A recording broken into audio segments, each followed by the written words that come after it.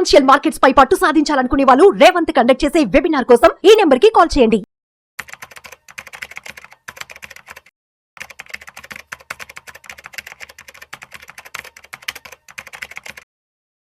Welcome to Vishnu talks అండి. So అందరూ కూడా ఈ క్వశ్చన్ బాగా అడుగుతున్నారు. సో ఎప్పుడు కూడా ఏవి బై చేయాలి, ఎలాంటి స్కీమ్స్ బై చేయాలి, ఎలా పోర్ట్ఫోలియోని మనం మెయింటైన్ చేయాలి, ఎస్ఐపిస్ ద్వారా ఎలా స్ట్రాటజీస్ అప్లై చేయాలి, లంసమ్ ఇన్వెస్ట్మెంట్స్ ఎలా చేయాలి, ఇవన్నీ చెప్తున్నారు. కానీ బట్ ఎగ్జిట్ ఎప్పుడు చేయాలి, ఒక ఫండ్ పెర్ఫార్మెన్స్ బాలేదు అని మనకి ఎలా తెలుస్తుంది, అలా తెలిసిన తర్వాత దాంట్లో నుంచి ఎప్పుడు బయటకు వచ్చేయాలి అనేవి చాలా మంది అడుగుతున్నారండి. ఎంట్రీ పాయింట్స్ అనేవి ఈజీయే కానీ బట్ ఎగ్జిట్ అనేది స్టాక్ మార్కెట్లో కానీ మ్యూచువల్ ఫండ్స్లో కానీ మేము చెప్పినంత ఈజీ అయితే కాదు. But I will try my level best. కొన్ని రెడ్ ఫ్లాగ్స్ కానీ మీరు చూసినట్లయితే definitely the time has come, మనం ఆ ఫండ్లో నుంచి బయటకు వచ్చేయాలి. సో ఫస్ట్ వన్ ఏంటంటే, మార్కెట్స్ పెరుగుతూ ఉన్నాయి బట్ మార్కెట్స్ పెరుగుతున్నట్టుగా మీ స్కీమ్ కానీ రిటర్న్స్ ఇవ్వలేదు అంటే that is the first indication. మనము ఆ ఫండ్ని మనం కొంచెం డీలిస్ట్ చేసుకోవడమే మంచిది. అలానే మార్కెట్ ఫాల్ అవుతున్నప్పుడు మీ పోర్ట్ఫోలియోనైనా ప్రొటెక్ట్ చేయగలగాలి. అంటే ఐదర్ మనం ఫండ్స్ కొనుక్కునేది రిటర్న్స్ కోసం కానీ, లేకపోతే మన పోర్ట్ఫోలియోని ఏదైనా బ్యాడ్ సిచ్యువేషన్స్ వచ్చేటప్పుడు ప్రొటెక్ట్ చేయడానికైనా ఉపయోగపడాలి. అసలు ఈ రెండిటికి ఉపయోగపడట్లేదు, అది ప్రొటెక్ట్ చేయట్లేదు, బ్యాలెన్స్ చేయట్లేదు, గ్రోత్ కూడా ఇవ్వట్లేదు అంటే then the fund has to be like delisted from your portfolio అండి. That is the first thing. ఆ తర్వాత మిగతా స్కీమ్స్తో కంపారిజన్ చేయండి. అంటే ఆ కేటగిరీ స్కీమ్స్తో కంపేర్ చేయండి.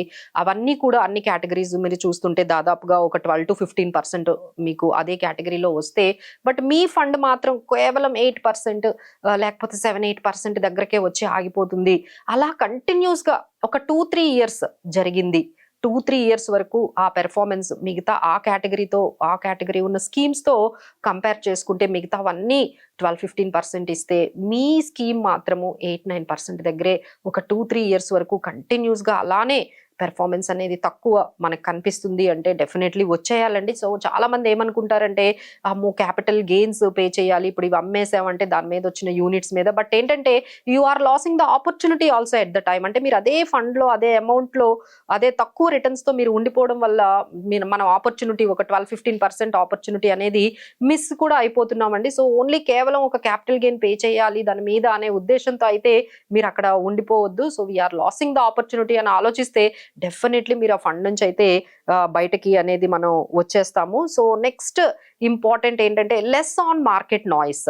అంటే మీరు ఎక్కువ మార్కెట్ నాయిస్ వినకుండా మీ పర్సనల్ గోల్స్కి అది నిజంగా ఆ ఫండ్ సూట్ అవుతుందా లేదా, నిజంగా అది మీ పర్సనల్ గోల్స్కి అలైన్ అవ్వడం లేదు అనుకుంటే that is also a red flag అండి. సో అప్పుడే మన మైల్ స్టోన్స్కి అంటే ఎప్పుడెప్పుడు రీబ్యాలెన్సింగ్ అనేది మనం చేసుకోవాలి. ఎప్పుడైతే మార్కెట్స్ ఈ విధంగా కొంచెం రిస్క్ అనేది మార్కెట్లో వాటిలిటీ అనేది చాలా ఇమ్మీడియట్గా పెరిగింది, లేదు మీ లైఫ్లో కొన్ని పర్సనల్ ఇంపార్టెంట్ ఈవెంట్స్ జరుగుతున్నాయి, either it is retirement, child education, లేకపోతే హోమ్ బయింగ్, ఇలాంటి కొన్ని మీ లైఫ్లో ఒక ఇంపార్టెంట్ మేజర్ ఈవెంట్స్ అనేవి ఎప్పుడైతే స్టార్ట్ అవుతున్నాయో వెంటనే ఆ పోర్ట్ఫోలియో దానికి ఎలా తగ్గట్టుగా ఉందా లేదా అనేది అయితే మనం గమనించుకోవాలండి. అలానే మనకి పర్సనల్ అంటే ఒకవైపు మార్కెట్ సిచ్యువేషన్స్ ఎలా ఉన్నాయి, ఒకవైపు మన పర్సనల్ సిచ్యువేషన్స్ ఎలా ఉన్నాయి, ఇలాంటివి ఎప్పుడైనా మేజర్ చేంజెస్ వచ్చేటప్పుడు మాత్రం డెఫినెట్లీ చేసుకోవాలండి. ఇలాంటి వార్ లాంటి సిచ్యువేషన్స్, ఈ ట్రంప్ టారిఫ్స్ లాంటివి వస్తూనే ఉంటాయి. So we need to be make it very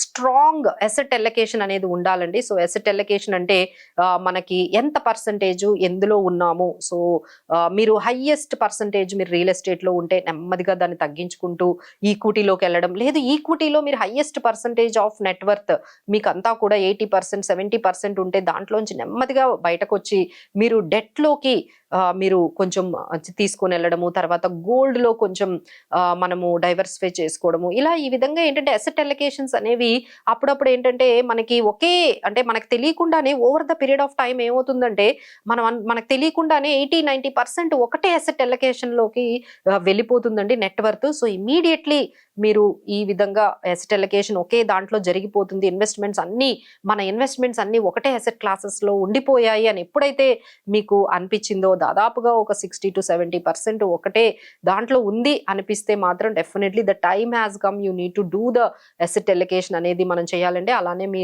life stages బట్టి కూడా ఒక్కసారి పోర్ట్ఫోలియోని మనము చర్న్ చేసుకుంటూ ఉండాలి. సో వీ షుడ్ నాట్ అంటే బై చేసేసి వదిలేయడము, లేకపోతే కంటిన్యూస్ గా అదే విధంగా మీరు స్ట్రాటజీ అనేది వెళ్ళిపోకుండా ఒక్కసారి ఆగి లేకపోతే ఒక పర్సనల్ ఫైనాన్షియల్ ప్లానర్ ని కానీ వాళ్ళ ఎక్స్పర్ట్స్ తో కానీ కూర్చొని ఏమైనా చేంజెస్ అవసరమా, ఎందులో ఎంత ఎలకేషన్ ఉంటే బాగుంటుంది, సో ఇప్పుడున్న సిచ్యువేషన్స్ కి మీ పర్సనల్ సిచ్యువేషన్స్ అవనియండి, బయట జరుగుతున్న మార్కెట్ లో ఉండే సిచ్యువేషన్స్ బట్టి మనం అప్పుడప్పుడు ఈ పోర్ట్ఫోలియో కన్స్ట్రక్షన్స్ అనేవి, పోర్ట్ఫోలియో మేనేజ్మెంట్ అనేది, అసెట్ అలొకేషన్ అనేది తప్పకుండా అనేది మనం చేసుకోవాల్సి ఉంటుందండి. అలానే మనం చాలా మంది సెక్టార్ ఫండ్స్ లోకి వెళ్ళిపోతూ ఉంటారు.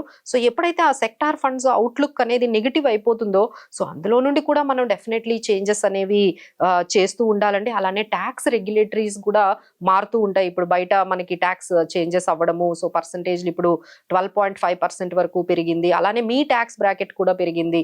సో ఈ విధంగా ట్యాక్స్ రెగ్యులేషన్స్ మారుతున్నప్పుడు కూడా కొన్ని చేంజెస్ అనేవి ఉంటాయి. అలానే కొన్ని సెక్టార్ ఆపర్చునిటీస్ ఉన్నాయి అంటే దాంట్లో కూడా మనం వెళ్ళామా లేదా అనేది మనం చెక్ చేసుకోవచ్చు. సో ఈ విధంగా అన్ని చేయాలంటే అట్లీస్ట్ ఒక 1-2 ఇయర్స్ ఒక్కసారైనా మన పోర్ట్ఫోలియోని ఒక కన్సల్టేషన్ దగ్గర కూర్చొనైనా మనం డిస్కస్ చేసుకుంటే ఏమైనా మనం మిస్ అవుతున్నామా, ఏమైనా ఓవర్ అంటే ఒకే క్రౌడెడ్ గా ఒకటే అసెట్ లో మనం ఉండిపోతున్నాం అనే విషయాలన్నీ తెలుస్తాయండి.